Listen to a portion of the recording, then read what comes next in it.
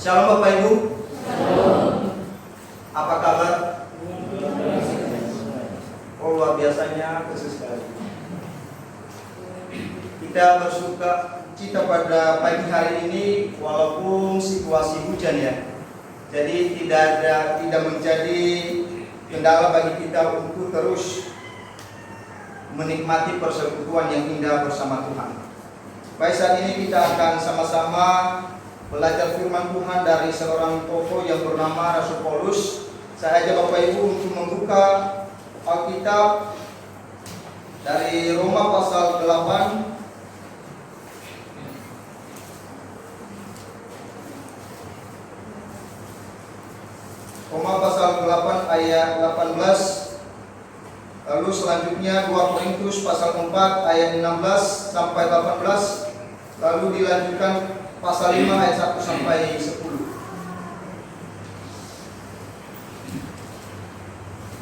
Kalau sudah temukan, mari kita baca silih berganti.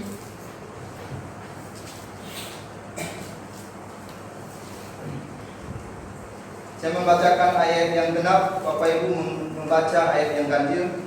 Saya mulai dari Roma pasal 8 ayat 18, berbunyi demikian. Sebab aku yakin bahwa penderitaan zaman sekarang ini tidak dapat dibandingkan dengan kemuliaan yang akan dinyatakan kepada kita. Lalu kemudian 2 Korintus pasal 4 ayat 16. Sebab itu kami tidak tahu hati, tetapi meskipun manusia lahiriah kami semakin merosot, namun manusia batinnya kami dibarui dari sehari ke sehari. Sebab penderitaan yang sekarang ini mengerjakan bagi kami kemuliaan Allah yang lebih besar jauh lebih besar daripada penderitaan kami. Sebab kami tidak memperhatikan yang kelihatan, melainkan yang tak kelihatan, karena yang kelihatan adalah sementara, sedangkan yang tak kelihatan adalah kekal.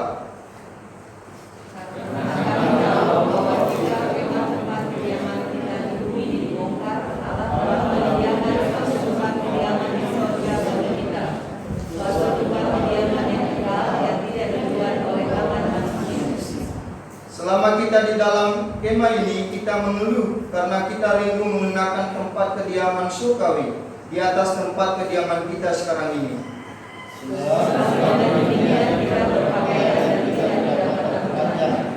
Sebab selama masih diam di dalam kemah ini, kita mengeluh oleh beratnya tekanan karena kita mau mengenakan pakaian yang baru itu tanpa menanggalkan yang lama, supaya yang fana itu ditelan oleh hidup. Tapi Allah yang sungguh mempersiapkan kita untuk hal itu dan yang mengaruniakan roh kepada kita sebagai jaminan segala sesuatu yang telah dipersiapkan bagi kita.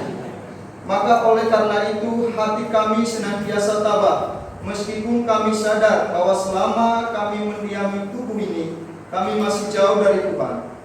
Sebab hidup kami tidak dapat percaya, bukan kepada. Tetapi hati kami tabah dan terlebih suka kami beralih dari tubuh ini untuk menetap pada Tuhan.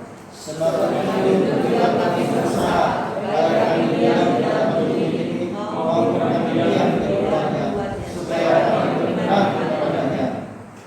Sebab kita semua harus menghadap takhta pengadilan Kristus, supaya setiap orang yang memperoleh apa yang patut diterimanya sesuai dengan yang dilakukannya dalam hidupnya ini, baik ataupun jahat.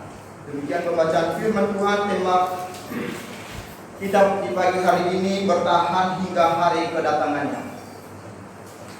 Nah, Bapak Ibu yang saya kasih, ada sebuah ilustrasi yang pernah saya dengar, mungkin Bapak Ibu juga pernah mendengar, di mana ada salah seorang anak muda. Dia pergi ke salah satu konter HP, dan di sana tujuannya untuk membeli pulsa. Nah, Bapak Ibu yang saya kasihi, setelah anak muda ini sampai di tempat tujuan, lalu dia memanggil pemilik konter HP itu. Dia memanggil beberapa kali. Lalu akhirnya sang pemilik daripada konter HP itu dia keluar Dan anak muda ini melihat ekspresi daripada pemilik konter HP ini, ekspresinya tidak menyenangkan. Dan akhirnya setelah anak muda ini pulang ke rumah, lalu dia berjanji untuk tidak balik lagi untuk membeli pulsa di tempat itu. Namun Bapak Ibu, karena di daerah itu konter HP yang paling dekat hanya di situ, satu-satunya konter HP yang paling dekat. Jadi mau tidak mau, maka anak muda ini harus membeli pulsa di tempat ini. Lalu kemudian anak muda ini kembali lagi ke konter HP itu mau membeli pulsa. Lalu dia was-was, dia memakai cara supaya dia disambut oleh konter HP ini dengan ramah. Lalu setelah tiba di konter HP itu, dia memanggil dengan pelan-pelan. Tetapi sang pemilik HP itu ternyata tidak ada perubahan. Dia menyambut yang pembeli pulsa ini dengan ekspresi yang sama. Lalu kemudian Bapak Ibu, anak muda ini kembali berjanji untuk tidak kembali lagi. Nah, yang lebih anehnya Bapak Ibu, semua orang-orang yang ada di lingkungan itu, mereka juga mendapatkan pelayanan yang sama, diperlakukan dengan tidak enak, diperlakukan dengan tidak baik oleh sang pemilik konter HP itu. Dan akhirnya ini anak muda dan juga orang banyak di situ, mereka saling menggosipkan, menjelek-jelekan. Nah, Bapak Ibu yang saya kasihi, dan akhirnya sebagian orang di situ mengatakan, ya udah, mendingan kita tidak usah membeli pulsa di situ lagi, mendingan kita cari di tempat yang lain. Tetapi sebagian juga mengatakan, oh tidak, saya tetap membeli di situ, saya harus membalas dendam, saya juga harus memasang muka yang jutek. Nah, Bapak Ibu yang saya kasihi, lalu kemudian ada salah seorang teman yang bernama Billy. Nah, kemudian dia dengar-dengar gosipan-gosipan daripada orang banyak ini dan termasuk anak muda ini. Dan dia mendengar tanpa dia mengangkat suara, tanpa dia ikut menjelekkan daripada pemilik HP. Lalu ditanyakan kepada dia, kok kamu diam-diam aja? Iya, saya diam-diam aja. Karena ketika saya membeli pulsa di situ, justru saya disambut. Nah, anak muda Billy ini dia memberikan ujian kepada sang pemilik konter HP itu. Lalu kemudian ditanyakan kepada dia, kok kamu justru memuji dia? Kenapa kamu tidak menjelekkan dia? Padahal kamu diperlakukan juga hal yang sama. Dia bilang, Billy ini bilang, iya memang saya diperlakukan dengan hal yang sama. Tetapi setelah saya pikir-pikir, kalau saya terus-terusan merespon itu dengan hal negatif, maka suasana hati saya tidak tenang. Mendingan saya harus menggunakan cara. Saya harus meluluhkan hati. Dan saya meluluhkan hati bukan hati dia, tetapi hati saya. Dan akhirnya Bapak Ibu, setelah mereka bercerita, lalu Billy itu mengatakan, walaupun dia menggosipkan tidak melayani kita dengan pelayanan yang menyenangkan, itu urusannya, itu masalahnya, itu bukan masalah saya. Yang menjadi tujuan saya sekarang ini adalah membeli pulsa. Saya membutuhkan pulsa. Kalau saya sudah dapat pulsa, segala apapun dia melayani saya dengan tidak enak, saya tetap membeli pulsa di tempat itu. Yang penting saya tetap dapat pulsa.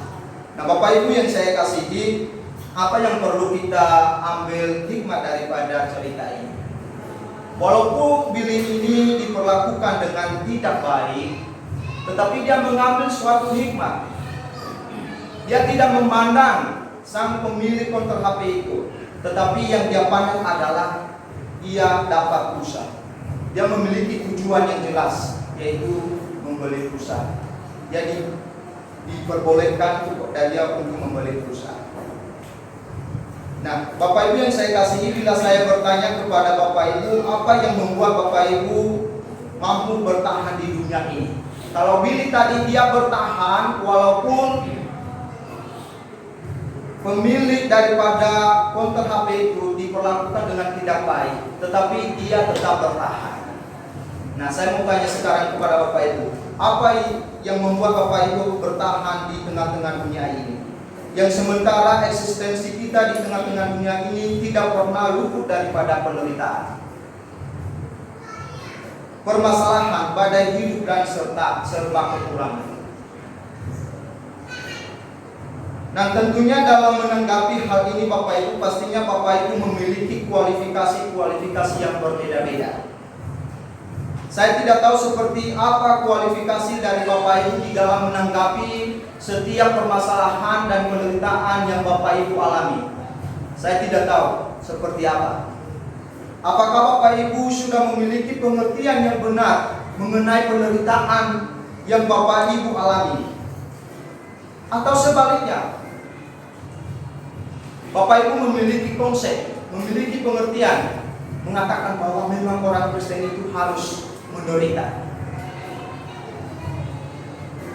Nah, Bapak Ibu yang saya kasihi, pengertian semacam ini seringkali membuat kita tidak ada semangat hidup, tidak ada gairah untuk melayani, dan sangat berpotensi untuk meninggalkan Tuhan. Bapak Ibu yang saya kasihi, fakta sejarah yang tidak dapat disangkali bahwa ada banyak orang Kristen dengan mudah meninggalkan Kristen lalu beralih ke agama lain dengan pengertian bahwa semua agama di dunia ini sama. Nah, Bapak Ibu yang saya kasihi, memang semua agama di dunia ini mengajarkan kebaikan, tetapi kepastian keselamatan tidak ada di agama manapun selain di dalam Kristus. Bapak Ibu yang saya kasihi, bertahannya orang Kristen dalam menghadapi penderitaan tidak ditentukan oleh kuantitas, melainkan kualitas imannya kepada Kristus.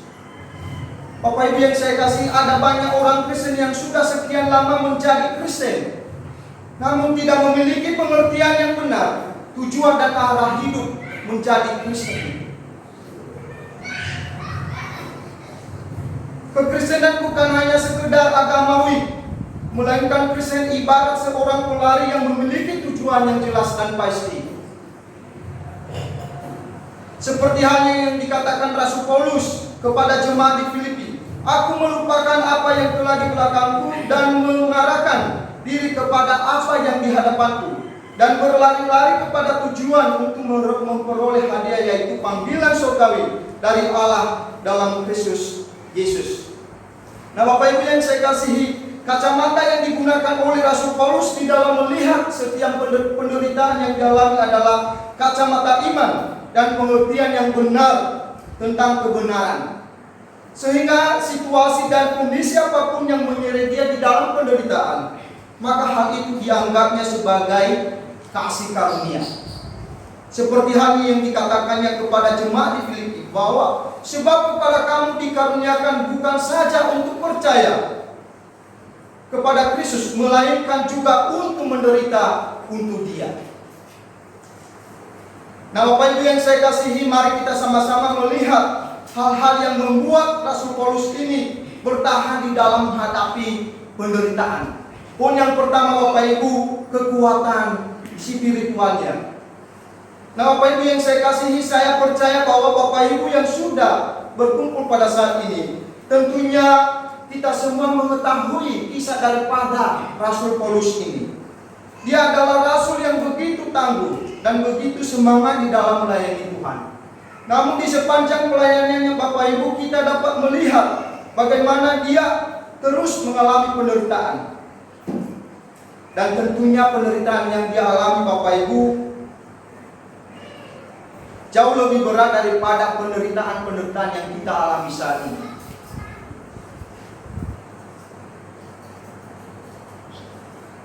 Kalau saya lihat orang Kristen banyak mengeluh saat ini, maka saya selalu lihat kepada Rasul Paulus. Karena hanya itu satu-satunya yang menjadi teladan di dalam kita menghadapi penderitaan.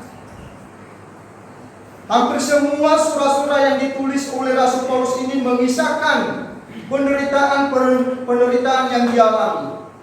Tetapi dalam penderitaan yang dialami, ia mengatakan, kami tidak tawar hati.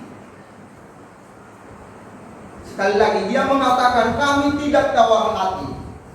Mengapa Rasul Paulus mengatakan hal demikian, Bapak Ibu? Sedangkan penderitaan yang dialami bukan penderitaan yang ringan. Tentu jawabannya adalah karena ia memiliki keyakinan di dalam Kristus dan hubungan yang sangat intim dengan Kristus. Bapak Ibu yang saya kasihi, tentunya secara fisik Rasul Paulus ini ketika ia mengalami kesukaran, mungkin saja dia nangis, dia sedih, dia putus asa. Tetapi secara kerohaniannya Bapak Ibu, jiwanya bersorak-sorak di dalam Tuhan dan bersuka cita karena ia melihat Kristus itu di dalam penderitaannya. Bapak Ibu yang saya kasih, hal ini sangat penting bagi kita sebagai orang percaya. Dimensi iman kita seringkali diuji melalui penderitaan, melalui permasalahan dan kesukaran. Tetapi bila penderitaan yang kita alami, kita melihat berdasarkan kacamata duniawi, maka kita tidak akan bertahan di dalam penderitaan. Penderitaan yang kita alami akan mengakibatkan kerohanian kita tidak bertumbuh, bahkan semakin kendor, dan tidak ada semangat lagi untuk melayani Tuhan. Nah, Bapak Ibu yang saya kasihi, sangat berbahaya sekali bila secara fisik kita kelihatan sehat, tetapi kerohanian kita tidak bertumbuh di dalam Kristus. Kita berusaha menjaga pola makan kita, berusaha merawat dan menjaga kesehatan kita, tetapi hubungan pribadi kita dengan Tuhan terasa hampa dan tak bergairah. Nah, Bapak Ibu yang saya kasihi, kesehatan itu tidak salah, malah itu penting. Apalagi di tengah-tengah COVID ini. Kemarin kami habis divaksin dan ya sedikit ada rada-rada demam sih. Sedikit ada rada-rada demam. Tetapi kami terus berusaha untuk menjaga kesehatan. Kalau tidak menjaga kesehatan ya bahaya Bapak Ibu. Bisa-bisa kita cepat-cepat pulang. Nah, sekali lagi saya katakan bahwa kesehatan itu sangat penting Bapak Ibu. Tetapi kesehatan rohani jauh lebih penting daripada kesehatan jasmani.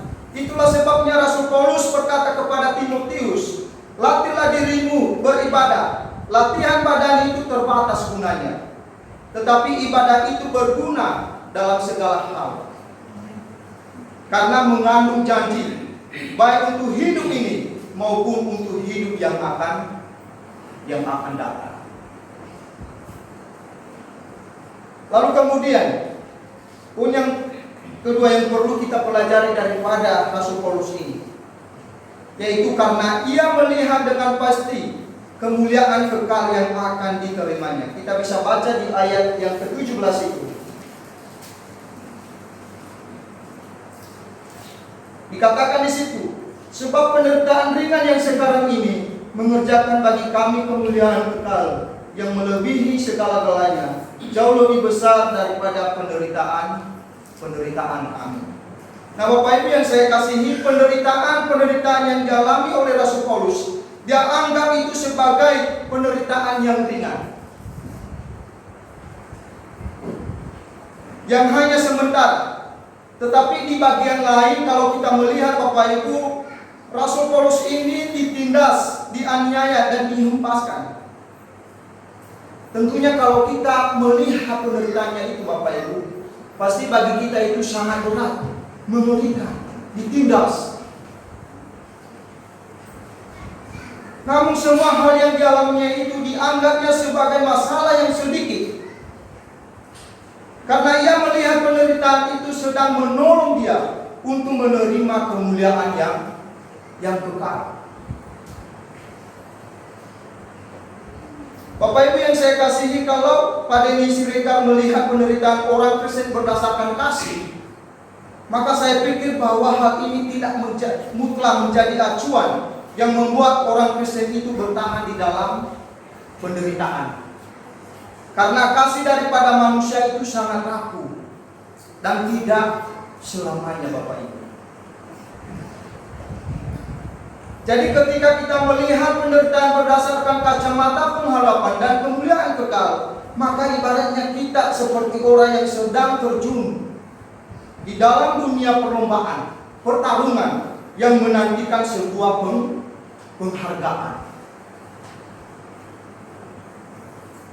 Mungkin sekeliling kita tidak memperhatikan kita, tidak peduli terhadap apa yang sedang kita kerjakan saat ini, tidak peduli terhadap apa yang kita alami. Bahkan banyak kesukaran di dalam kita melayani, tetapi mereka tidak pernah menghargai. Nah, Bapak Ibu, kalau sempat kita memiliki penyakit seperti ini, maka kita tidak ada gairah untuk melayani. Kalau kita mengharapkan pujian dari orang lain, mengharapkan pujian dari orang lain, maka kita tidak ada semangat untuk melayani Tuhan. Karena pujian dari orang lain itu, Bapak Ibu, belum tentu tulus. Kadang-kadang itu dipuji, padahal sebetulnya di dalam hatinya itu dia sedang mencemooh kita. Kadang-kadang ada orang yang memuji kita karena terpaksa. Kalau saya tidak puji dia, maka hubungan kami nanti bisa berantakan. Nah, Bapak Ibu, kalau sempat kita memiliki penyakit seperti itu, maka pengharapan kita akan sia-sia dan kita akan kecewa. Nah, Bapak Ibu yang saya kasihi, ketika kita melakukan semuanya itu dengan hati yang tulus, maka di hadapan Tuhan tidak sia-sia. Seperti hal yang dikatakan oleh Rasul Paulus kepada jemaat di Filipi, di Korintus. Karena itu, saudara-saudaraku yang terkasih, berdirilah teguh, jangan goyah, dan giatlah selalu di dalam pekerjaan Tuhan. Sebab kamu tahu bahwa dalam persekutuan dengan Tuhan, jerih payahmu tidak sia-sia. Nah, Bapak Ibu, ini yang sangat menguatkan kita ketika kita melihat jerih payah itu di dalam kasih karunia. Ketika kita melakukan segala sesuatu itu dengan tulus dan melihat kepada Kristus yang memberikan pengharapan sejati, maka kita tidak pernah goyah. Kita pasti teguh. Karena Tuhan tidak pernah mengecewakan kita. Bapak Ibu yang saya kasihi, ada sebuah ilustrasi yang mungkin Bapak Ibu sudah pernah dengar, di mana sepasang utusan Injil yang pergi melayani di sebuah desa terpencil di Afrika. Dan di sana mereka melayani selama 50 tahun. Nah, Bapak Ibu, ketika waktu mereka pulang ke Amerika, nah tentunya harapan mereka akan disambut dengan baik. Mereka akan disambut dengan sorak-sorak. Namun apa yang terjadi, Bapak Ibu, harapan mereka itu hanya sebuah mimpi yang tidak terwujud.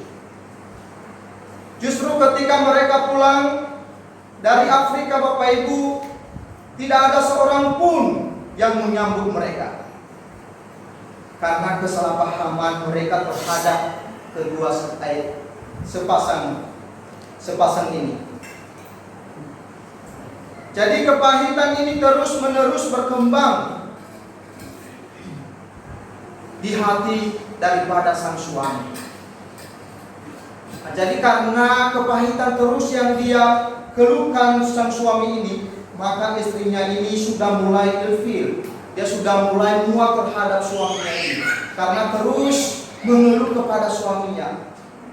Kok istriku kita pulang-pulang dari pelayanan, kita sudah berpuluh-puluh tahun pelayanan, tetapi ketika kita sudah pulang, tidak ada seorang pun yang menyambut kita. Dan akhirnya istri ini menyarankan, ya udah, kamu pergi ke kamar, kamu bawa keluhan itu kepada Tuhan. Lalu saran ini diterima oleh sang suami, yang akhirnya sang suami ini masuk kamar dan berdoa kepada Tuhan. Lalu ketika dia keluar, Bapak Ibu, wajahnya tampak berbeda, sehingga istrinya penasaran, kok beda ya? Ekspresinya sekarang sudah mulai ada sukacita, sudah mulai ada senang. Jadi saya semakin senang sama suami saya ini. Lalu dengan rasa penasaran, istrinya ini bertanya kepada suaminya, apa yang terjadi suamiku? Kok tiba-tiba kamu berbeda? Sebelumnya ekspresimu murung terus, tapi sekarang ada sukacita. Lalu ia menjawab, Bapak Ibu, aku berkata kepada Allah bahwa aku sudah pulang, tetapi tidak ada seorang pun yang menyambut aku. Lalu istrinya bertanya terus, dia penasaran. Terus apa yang Allah katakan? Nah, suami menjawab, Allah berkata kepada saya, memang kamu belum pulang ke rumahmu yang sejati. Nah, ini yang membuat suami ini bisa bersukacita kembali. Nah, Bapak Ibu yang saya kasihi, respon kita di dalam menghadapi penderitaan yang kita alami hanya boleh teratasi dengan baik ketika kita melihat pengharapan dan kemuliaan kekal, dan ketika kita melihat rumah kita yang sejati. Selama kita masih di dunia ini, Bapak Ibu, maka kita tidak pernah luput dari penderitaan. Itulah yang dikatakan Rasul Paulus kepada jemaat di Korintus. Selama kita di dalam kemah ini, kita mengeluh karena kita rindu mengenakan tempat kediaman surgawi di atas tempat kediaman kita sekarang ini. Nah, Bapak Ibu yang saya kasihi, janji Tuhan kepada kita untuk menerima kemuliaan kekal adalah janji yang pasti tergenapi. Kita menderita bersama-sama dengan Dia, supaya kita juga dipermuliakan bersama-sama dengan Dia.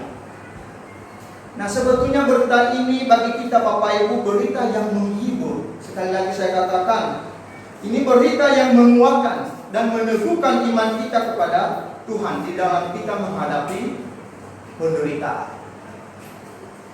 Ketika kita sudah menderita bersama-sama dengan Kristus, maka janji Tuhan kepada kita akan diberikan kemuliaan yang besar.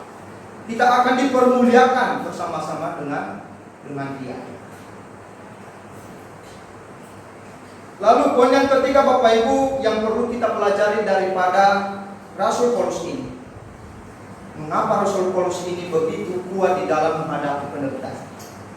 Yaitu dia melihat yang binasa itu diganti dengan yang tidak binasa. Jadi kita bisa melihat di ayat yang kelima itu dikatakan, ayat pasal 5 ayat 1 dikatakan di situ, karena kami tahu bahwa jika tempat kediaman kita di bumi ini dibongkar, Allah telah menyediakan suatu tempat kediaman di surga bagi kita, suatu tempat kediaman yang kekal, yang tidak dibuat oleh tangan manusia. Nah, Bapak Ibu yang saya kasihi, faktor yang membuat Rasul Paulus bertahan di dalam menghadapi penderitaan adalah kepastian hidupnya di dalam Kristus, kepastian kediamannya yang kekal. Rasul Paulus tidak lagi mengira-ngira bahwa dia ini akan masuk surga atau tidak ya. Kira-kira ada Bapak Ibu yang masih mengira-ngira hal ini? Kira-kira kita masuk surga atau tidak ya? Atau moga-moga kita masuk surga? Ya, saya harapkan kita harus mengerti konsep ini, Bapak Ibu. Kalau kita sudah melihat kepastian di dalam Kristus, maka tidak ada lagi kalimat-kalimat moga-moga, tetapi kita akan pasti masuk surga.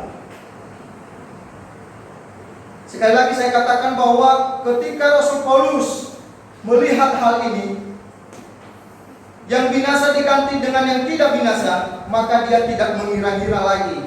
Dia memastikan bahwa ketika kediamannya di bumi ini dibinasakan, maka Tuhan sudah menyediakan tempat kediaman yang tidak binasa.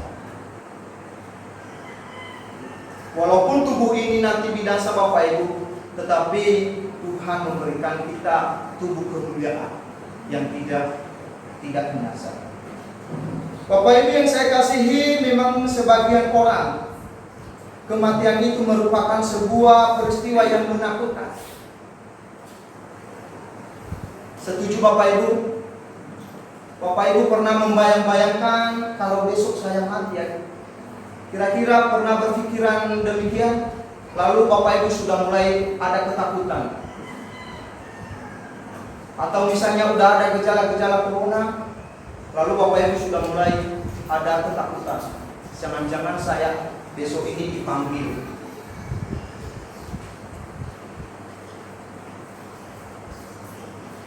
Nah, mengapa demikian Bapak Ibu terjadi hal seperti itu? Karena tidak ada kepastian di dalam Kristus. Atau alternatif lain, bisa saja dia takut kehilangan kekayaan duniawi, takut berpisah dengan keluarga, takut berpisah dengan raja, takut berpisah, takut kehilangan kenikmatan duniawi. Tetapi Rasul Paulus mengatakan Bapak Ibu, kematian adalah keuntungan. Dan juga di bagian lain, firman Tuhan mengatakan berharga di mata Tuhan kematian orang percaya. Namun yang menjadi permasalahannya bagi kita Bapak Ibu adalah ketidakpastian, ketidakkonsistenan iman kita kepada Kristus. Setelah kematian kita pergi kemana ya? Nah, itulah yang membuat sebagian orang Kristen tidak rela menderita, tidak rela memikul salib, karena tidak melihat kepastian di dalam Kristus. Nah, Bapak Ibu yang saya kasihi,